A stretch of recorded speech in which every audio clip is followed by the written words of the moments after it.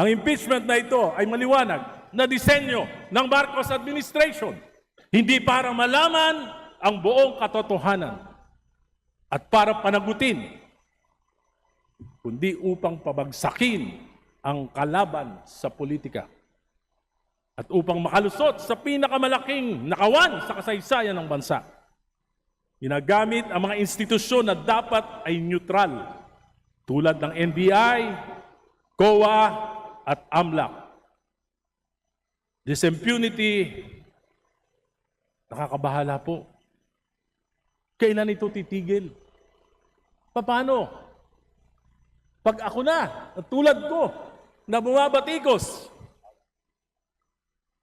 paano kung gusto kong patahimikin? Gagamitin din ba yung mga ahensya na ito? Baka magulat pa tayo.